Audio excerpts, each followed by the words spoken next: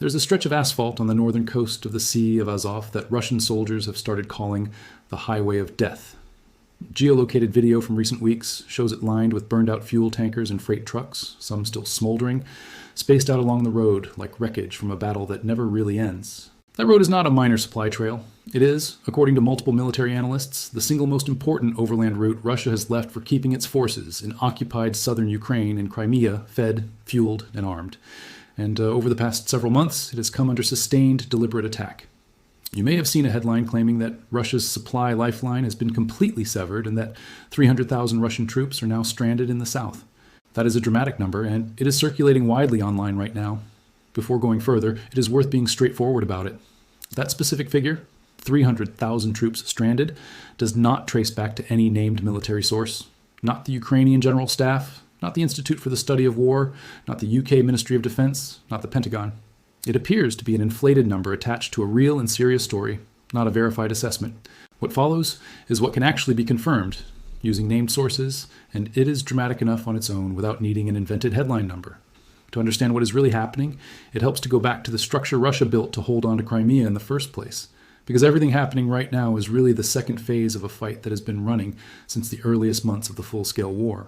When Russia annexed Crimea in 2014, the peninsula had no direct land or rail connection to Russia itself.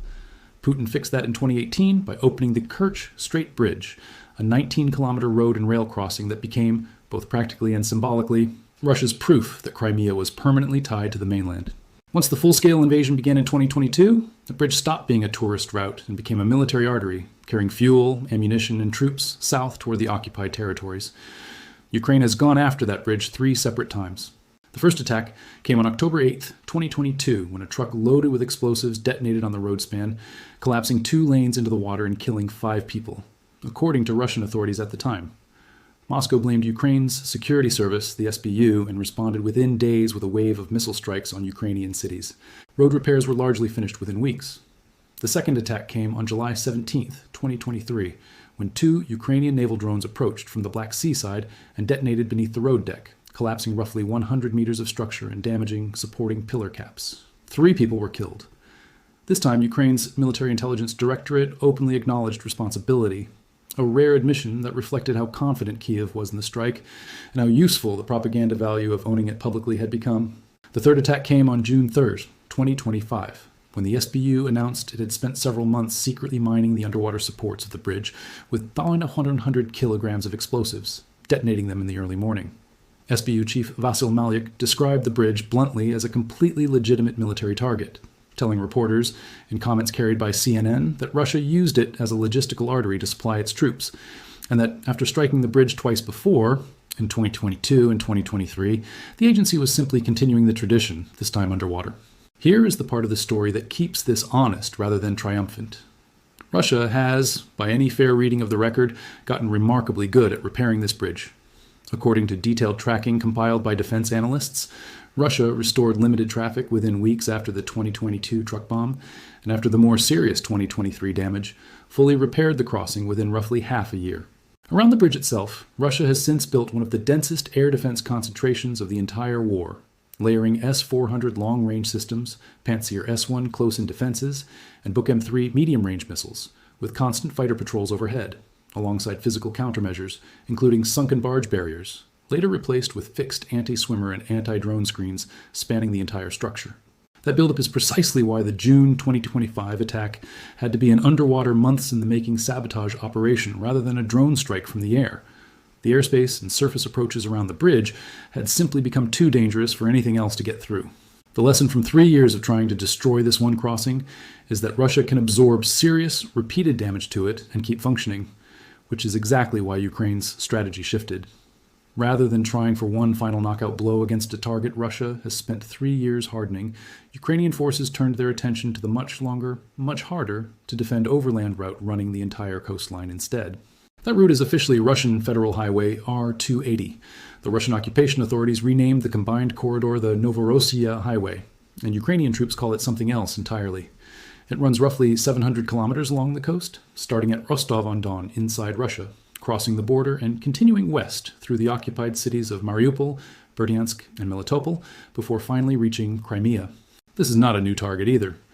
Back in 2023, Ukraine's summer counteroffensive was explicitly aimed at severing this exact land corridor at its narrowest point, near the towns of Tokmak and Melitopol, according to detailed military analysis of that campaign. Had that offensive broken through, it would have cut Crimea off from ground resupply entirely, since the bridge was already damaged at that point, and the land corridor was the only other option. It didn't break through. Russian defensive lines held, the corridor stayed open, and Russia kept its supply flexibility intact for 2 more years. That failure is part of why this current campaign matters so much. It is, in effect, a second attempt at the same strategic goal, only this time being pursued with drones and long-range strikes instead of a ground offensive through minefields and fortified trench lines. By 2026, with the Kerch bridge itself progressively degraded and closed to heavy vehicle traffic, according to reporting from defense outlet Scripps News, Russia's military effectively had one reliable overland artery left, and it was this same coastal road. Scripps News described it plainly. Once the Kerch bridge was degraded, the R-280 became Russia's only reliable overland artery, the single continuous feeder connecting its logistics engine to its forces on the southern front. That is the road. Ukrainian forces began systematically dismantling in early 2026, this time from the air rather than the ground. According to a detailed report from the Armed Conflict Location and Event Data Project, known as ACLED, the campaign against this corridor did not start with trucks and bridges. It started smaller, with strikes against Russian radar systems and air defense positions along the route, clearing the way, in effect, for everything that came after. From there, according to ACLED's tracking, the campaign expanded to target vehicles moving along the road itself, and then expanded again to include the bridges and fixed crossings linking mainland-occupied territory to the Crimean Peninsula, along with rail lines, port facilities, and energy infrastructure. ACLED counted 361 separate attacks within a defined strike zone around the R-280 corridor between January 1st and June 30th of 2026 alone. That is not a single dramatic strike. That is a 6-month campaign of attrition against a single road, methodically working through Russia's layered defenses, the same way the strikes on the Kerch bridge itself had to work through years of hardened countermeasures. The city of Melitopol sits almost exactly in the middle of that corridor, which is part of why it keeps coming up in nearly every piece of reporting on this campaign. It is the hinge point between the eastern stretch of the highway, running back toward Russia through Mariupol, and the southern stretch that continues down into Crimea. Whoever controls the roads around Melitopol effectively controls whether Russian logistics into Crimea keep moving or grind to a halt. That is why, according to Kiev Post's reporting from June 2026, Ukrainian troops began referring to this stretch as the Highway of Death, and why Russian occupation authorities eventually admitted, in their own public notices, that the road had become dangerous enough that civilian traffic was being redirected away from it entirely. Here is where the numbers get specific, and where the story becomes genuinely striking without needing exaggeration. Robert Brovdy, the commander of Ukraine's unmanned systems forces, said in comments reported by Kiev Post in June that military cargo traffic along the highway had dropped by 71% over a 2-week period. 71%. That is not Russia losing a bridge. That is Russia losing most of its ability to move supplies down its own primary road. In the same period, open-source intelligence analysts, along with Ukraine's Center for Strategic Communications, reported fresh strikes on multiple key crossings linking Crimea to occupied southern Ukraine, 2 bridges over the North Crimean Canal, a road bridge on the Perekop-Armyansk route, and another crossing near a village called Stavki, confirmed by open-source analysts working from geolocated footage. None of this happened in isolation. According to CNN's reporting from June 2026, drone strikes have made several of the routes between Russia and occupied Ukraine too dangerous to use at all, and the knock-on effect has been a documented shortage of fuel and munitions for Russian frontline troops across southern Ukraine. CNN described the highway between Crimea and Melitopol as littered with burned-out trucks and tankers based on geolocated video, and quoted retired Australian Army officer and military analyst Mick Ryan, who said Ukrainian drones had effectively taken aerial control of 3 separate highways running along the coast toward Crimea. A Russian military blogger, quoted anonymously in the same CNN piece, put it in blunter terms, saying that petrol tankers and lorries were regularly being set on fire, and that one by one, the links connecting the peninsula to the mainland were being severed. The city of Melitopol appears again in reporting from Ukraine's Special Operations Forces, who announced in the summer of 2026 that drone operators from the 3rd Separate Special Purpose Regiment had established control over part of what they called the Melitopol-Chonar land corridor, one of the most important overland supply routes linking Russian forces in occupied southern Ukraine with Crimea. According to the unit's own statement, drone operators were systematically destroying Russian military equipment and disrupting logistics along that specific stretch of road, complicating the delivery of both military supplies and fuel to the peninsula. The unit added pointedly that this was only the beginning. By mid-June, the pressure had become visible even in the statements of Russia's own occupation administration. Kyiv Post reported that officials running the occupied territories acknowledged the strikes had rendered most roads into and out of Crimea from the north impassable, and issued formal notices advising motorists to take detours. Within days, according to the same reporting, follow-up Ukrainian strikes had blown gaps in bridges and marsh causeways along those very detour routes. By the following Monday, occupation authorities banned civilian traffic outright on the main highways, leading to and from Crimea, and restricted secondary roads to daylight hours only. Local media in the occupied territory reported that Ukrainian drones were dropping mines on the detour roads themselves, closing off the workarounds almost as fast as Russian authorities could open them. If this sounds familiar, it should. It is close to the exact same dynamic that played out with the Kerch bridge itself, where Russia's fixes kept getting hit again. The difference this time is scale. A single bridge can be hardened with layered air defense. A 700-kilometer road with dozens of bridges, causeways, rail crossings, and open stretches cannot be defended the same way. And that asymmetry is the whole reason this campaign has produced results, where the narrower fight over one bridge eventually stalled into a defensive standoff.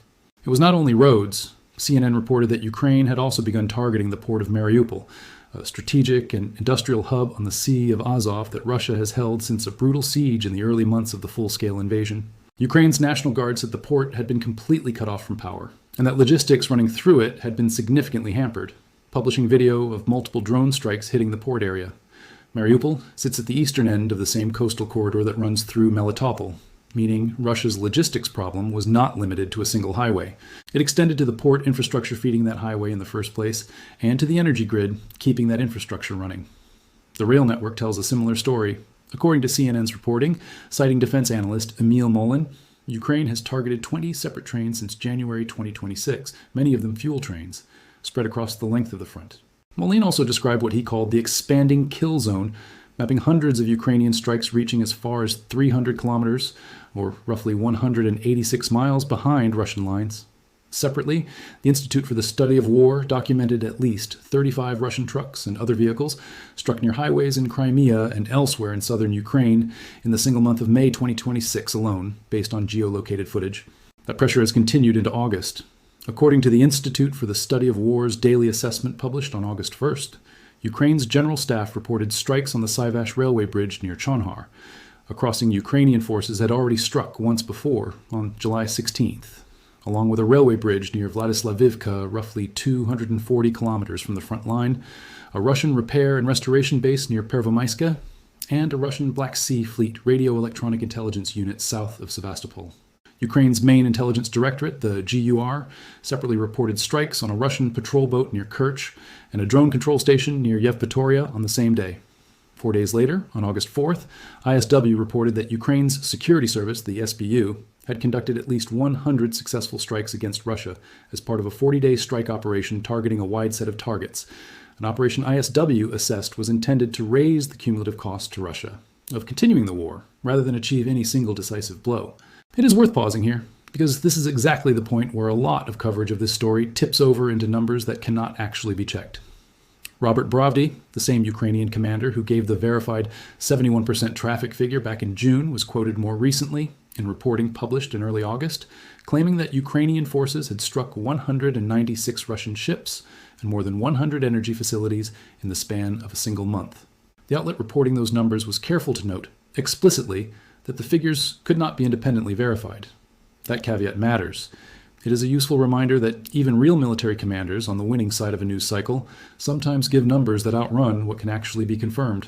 And a responsible account of this story has to flag that distinction rather than repeat every number as settled fact. It is also worth noting that this is not a one-sided tactic in this war. Russia has used the exact same logic against Ukraine elsewhere on the map, which is useful context for understanding why interdiction campaigns like this take months rather than days to produce results. According to the Associated Press, reporting from Kyiv in January 2025, Russian forces spent months trying to bypass the fortified Ukrainian stronghold of Pokrovsk in the east, rather than take it head-on, instead aiming to cut the highway leading from Pokrovsk to the city of Dnipro, a route a Ukrainian army spokesperson, Major Viktor Trehubov, described as crucial for supplying the entire region. Cutting that road, Trehubov said at the time, would severely weaken the city without Russia needing to storm it directly.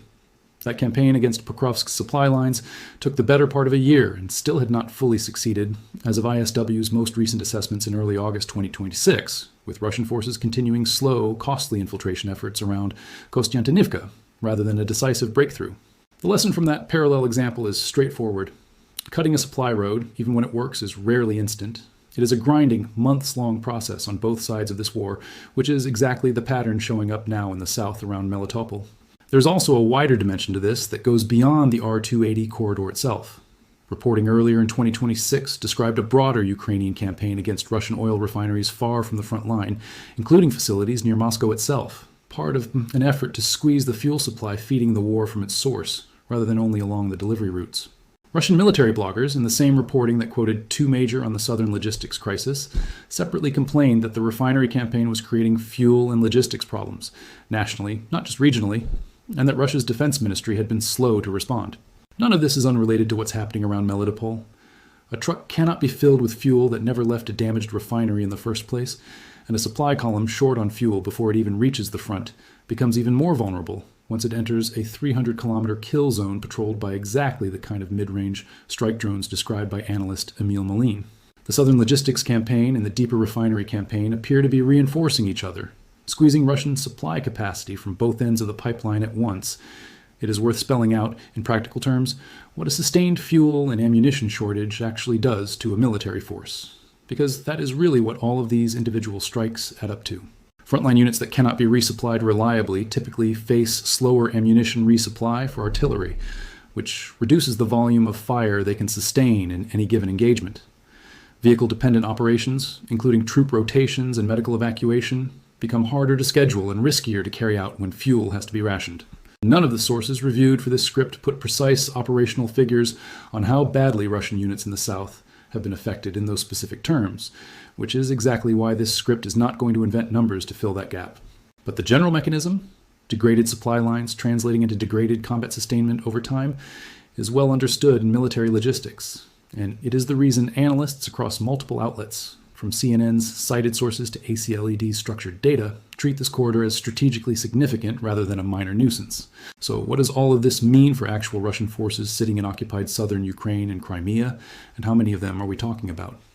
Here, the honest answer is that there is no current, named verified count of troops cut off or stranded. What does exist is older, broader context. According to Ukrainian government estimates reported as of October 2024, Russia had built up its grouping of forces across the Kherson and Zaporizhzhia axis to roughly 200,000 troops, a figure that had grown steadily from smaller estimates earlier in the war, around 20 to 25,000 on the western bank of the Dnipro in August 2022, and roughly 152,000 across the wider southern theater by May 2023, according to Ukrainian figures at the time. That 200,000 figure from late 2024 is the most recent broadly cited estimate for Russian troop presence across the southern axis, and even that comes from Ukrainian sources rather than an independent international assessment. It is also almost 2 years old at this point, and troop levels in an active war zone shift constantly. Nothing in the current reporting from ISW, CNN, Kyiv Post, or ACLED puts a fresh source number on how many of those troops are now supplied only intermittently versus fully cut off.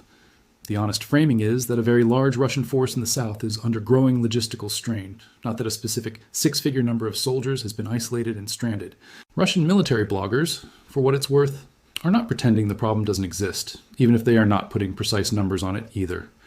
One of the most widely followed of them, known online as 2 Major, was quoted by CNN describing the campaign in blunt terms, saying it was knocking out oil refineries in the south, creating fuel and logistics problems, and now, in his words, grounding civilian aviation with what he called caravans of drones. That kind of admission from a pro-Russian military commentator carries weight specifically because it runs against the interest of the person saying it. Bloggers in that space typically downplay Ukrainian successes, when they instead confirm a logistics crisis in their own words, on their own platforms. It tends to corroborate the broader reporting rather than contradict it. It is also worth being clear about what has not happened, because an accurate picture needs both sides of that line. Crimea has not been fully sealed off. The Kerch Strait ferry line, while limited in capacity according to multiple reports, still exists as a fallback option, mirroring almost exactly the pontoon ferry workaround Russian forces used back in 2022 when the Antonovsky and other Kherson region bridges were first knocked out by Ukrainian strikes forcing thousands of troops on the western bank of the Dnipro to rely on what the UK Ministry of Defence at the time called a small number of ferry crossing points with limited capacity. Secondary roads along the current corridor, while restricted, have not been completely closed, only limited to daylight hours according to Kyiv Post's reporting. Russian forces have also continued offensive operations elsewhere along the front during this same period. ISW's daily assessments from early August describe continued, if slow, Russian attempts to advance near Pokrovsk and around Kostiantynivka in Donetsk Oblast. Meaning, this is not a story about a Russian military that has ground to a total halt. It is a story about one flank of a much larger war experiencing serious, sustained, and increasingly well-documented logistical damage, layered on top of a bridge strike campaign that, on its own, Russia has already proven it can repair and defend against. That damage does appear to be showing up in the broader numbers, even if no single source draws a straight line from the highway strikes to the battlefield map. According to data compiled by Russia Matters, drawing on Ukraine's deep state open-source tracking group, Russian forces made a net territorial gain of about 13 square miles across the whole front between July 7th and August 4th, 2026. In the 4 weeks before that, Russia had gained roughly 31 square miles. That is close to a 50% slowdown in the pace of Russian advances, month over month, right in the same window that the logistics campaign in the south intensified. Separately, Al Jazeera reported that Ukraine's commander-in-chief, Oleksandr Syrsky, said in May that Ukraine had reclaimed more territory than it lost that month for the first time in a while, describing a ratio of roughly 100 square kilometers in Ukraine's favor. A Ukrainian defense outlet, Melitopol, put the net figure slightly higher, estimating Russia gained 130 square kilometers but lost 250, citing military sources. None of these reports explicitly credit the highway campaign alone for that shift. The war has many moving parts, from weather to ammunition supplies to manpower rotations, but the timing lines up closely enough that multiple analysts, including those cited by ACLED, treat the logistics campaign as a meaningful contributing factor rather than a coincidence. There's also a political dimension worth mentioning, because wars like this one are never purely about equipment and roads. A visible, well-documented logistics crisis in occupied Crimea carries symbolic weight far beyond its immediate battlefield effect. Crimea has functioned as the centerpiece of Vladimir Putin's justification for the war since 2014, the one piece of occupied territory Moscow has always treated as non-negotiable in any future settlement.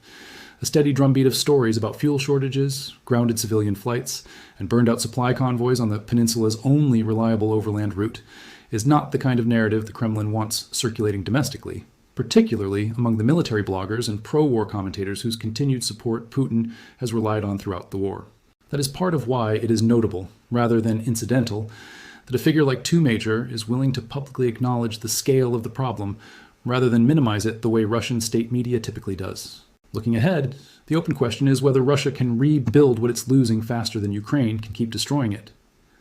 ACLED's own assessment is fairly direct on this point. Should Russia be unable to restore effective air defense coverage over the R-280 corridor within the next 3 to 6 months, the campaign is likely to continue, largely because of how much disruption it produces relative to the relatively modest cost in troops, technology, and money that Ukraine is spending to sustain it. History gives some reason to take Russian repair capacity seriously. The same nation that rebuilt the Kerch bridge's road surface within weeks of a truck bomb and had it structurally sound again within months of a naval drone strike has real engineering and logistics capacity when the target is a single, fixed, defensible structure. What Russia has not yet shown is that it can apply that same repair and hardened playbook to 700 kilometers of open road, dozens of secondary crossings, a major port, and a rail network simultaneously, all while continuing to fight an active offensive elsewhere in Donetsk. That is the core logic behind this entire strategy. And it is worth stating plainly rather than dramatizing. This is not a single knockout blow. It is attrition applied specifically to logistics rather than to frontline manpower. And it is designed to make every truck, every train, and every ship Russia sends toward Melitopol and Crimea more expensive and more dangerous than the one before it. Before wrapping up, it is worth being transparent about where all of this comes from, because that transparency is really the whole point of covering a story like this responsibly. The verified reporting here draws on CNN's on-the-ground and analyst-sourced coverage of the drone campaign against Russian logistics and of the 3 Kerch bridge strikes.